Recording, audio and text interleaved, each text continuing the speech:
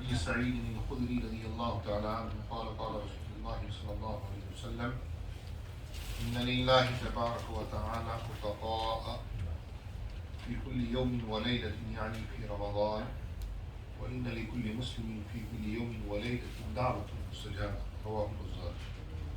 Abu Sa'id Khudri radiallahu anhu narrates that Rasulullah said, every day and night of Ramadan, Allah sets free a great number of souls from Jahannam.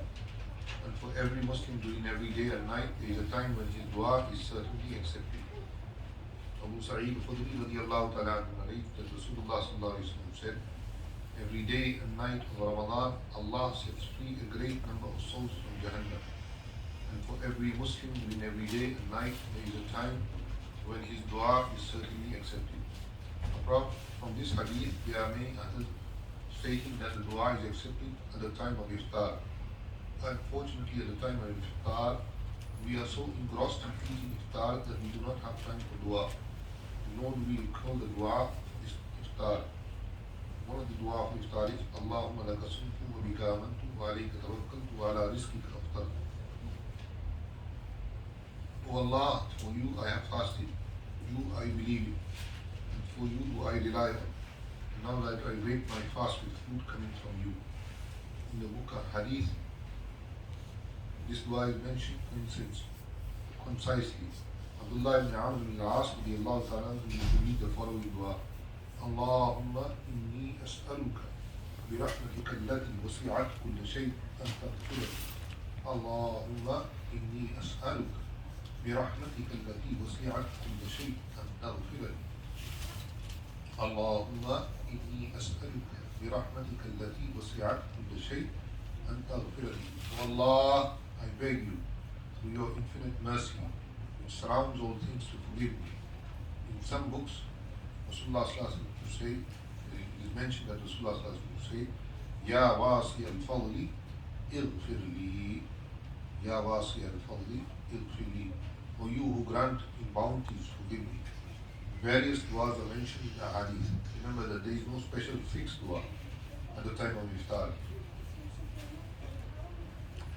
One, when dua is accepted, submit before Allah your needs. And if you remember, then make dua for it. That the person who fasts in the month of Ramadan, two things happen every day. Allah Ta'ala frees from Jahannam hundreds of thousands of people, night and day. And the second thing is that there is a time in the day in Ramadan where Allah accepts the dua for the person who is fasting. So whatever dua we make, Allah accepts it. So first dua is we should ask Allah subhanahu wa ta'ala for mercy upon us. And ask Allah subhanahu wa ta'ala to forgive us. And ask Allah subhanahu wa ta'ala to free us from the fire of Jahannam. Ourselves, our parents, our children, our home, our wives, our children, our families. Ask Allah subhanahu wa ta'ala for the whole ummah that Allah forgives them, has mercy upon them.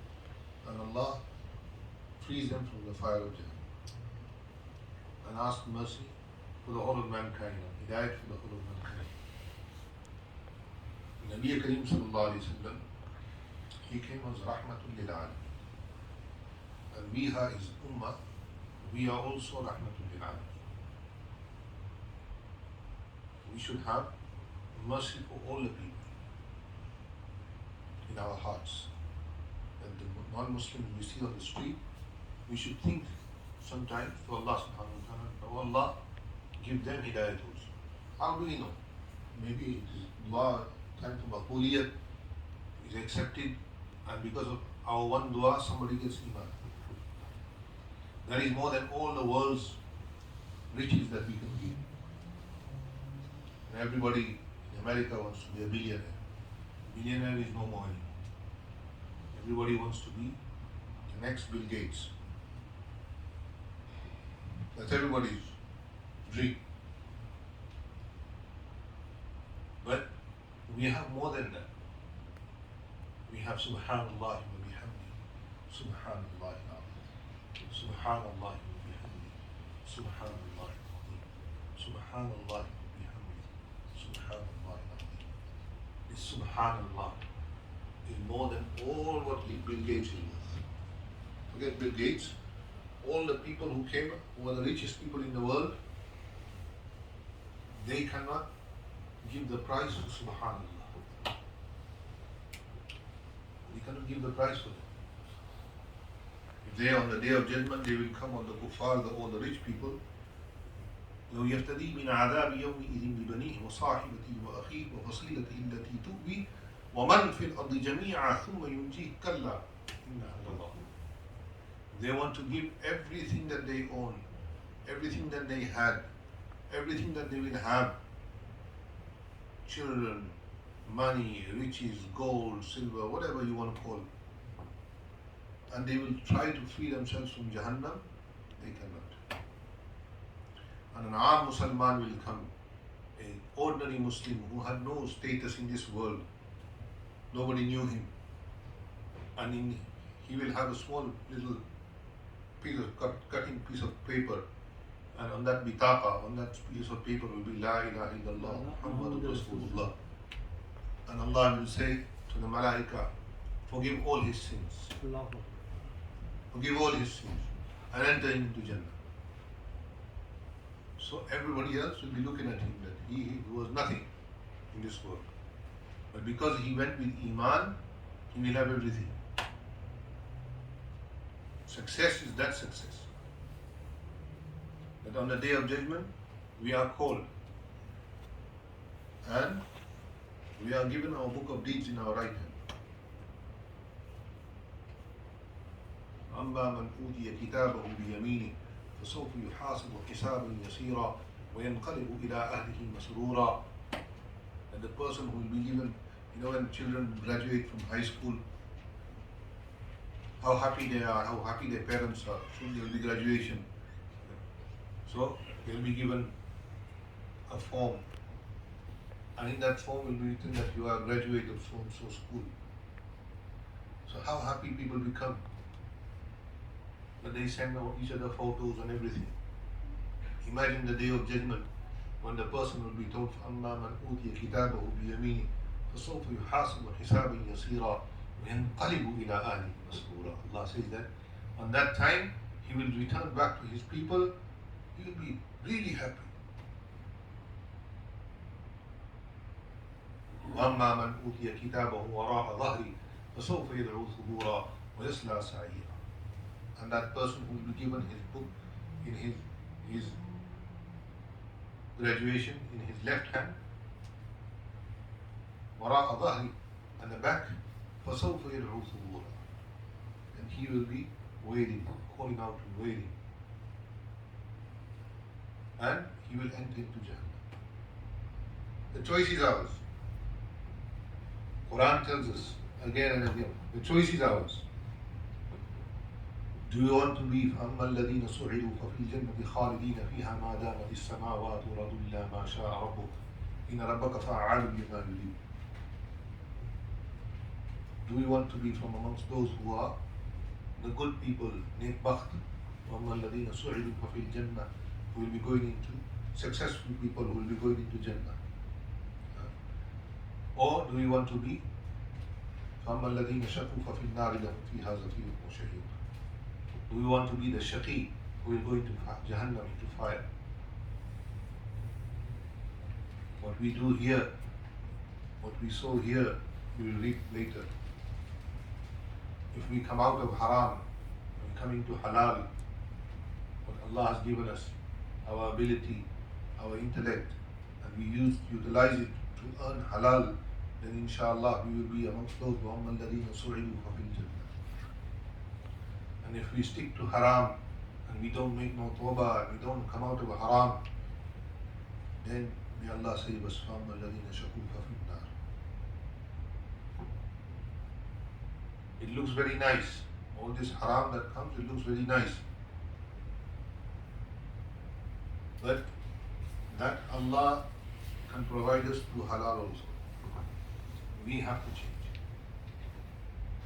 In Ramadan we fast all day, and then we break our fast with haram. what is the benefit of fasting? One day one brother told me, he said, I don't understand these people's concept. I said, which people? He said, those people who look for halal meat. I said, I don't understand, what do you mean by that? He said, they're looking for zabiha halal. I said, yes, Muslims should look for zabiha halal. He said, no. He said, I have nothing against that. But they're selling liquor, they're selling pork, they're selling this, they're selling that. And afterwards they're looking for zabiha halal. I said, you have a point. You have a point. All our earning is haram, but we want to eat halal food. So, that doesn't make sense. Muslims should make tawbah to Allah subhanahu wa ta'ala, come out of it. Then inshallah, see, Allah is the one who provides. Allah is the one who provides. Risk comes from Him. In little risk, there will be a lot of barakah. There will be a lot of barakah. And if we have millions and billions of dollars and no barakah in it, that is because it's not coming in the right place.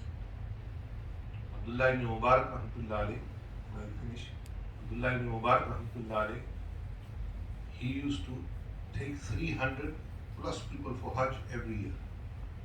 Abdullah ibn Mubarak is a very big muhaddith. He is a direct student of Imam Malik and Imam Abu Hanifa rahimahullah. And he is also the teacher of Imam Shafi and Imam Ahmad. Abdullah ibn Mubarak rahmatullah alayh, every year used to take 360 people for Hajj. And you might think that he had a Hajj group. No, he used to take 360 people on his own expenditure. Every single person from Makkah, from his Khurasan to Makkah and Medina and back, all the expenditure he used to spend. And the people who were in the jiwar of Haram, those who used to live next to the Haram, especially the ulama, he used to spend every year, he used to send the whole year's salary. So there were people like that in this ummah also. That Allah gave them, so they spent. The more they spent, Allah gave them more. They were kings of kings. Once he was doing hadith in Baghdad, Harun Rashid was sitting in the palace. Abdullah ibn Mubarak, he had a sneeze. So when you sneeze, what should you say? Alhamdulillah. The person who hears it should say, Yarhamukallah. So 25,000 people were sitting in the hadith class. So he sneezed. So 25,000 people said, Yarhamukallah. Because he said Alhamdulillah. So the noise went to the palace. So inside the palace, Harun Rashid started to shake. He said, maybe there's an enemy coming. We've got rebellion. So he sent out his army. After a little while they came back. They said, no need to worry. So Abdullah ibn Mubarak, so Harun Rashid asked them what happened. They said Abdullah ibn Mubarak was teaching hadith. When he sneezed, he said Alhamdulillah. So 25,000 people said Yarham. That was the noise. So Harun Rashid's wife was sitting next to him, Zubaydah. So Zubaydah asked him, Al anta al-malik wa huwa malik. Are you the king or is he the king? So Harun Rashid was very righteous and pious ruler also. He said, Ana malikul abdan, wa huwa malikul qulub. He said, I rule people's bodies, he rules people's hearts.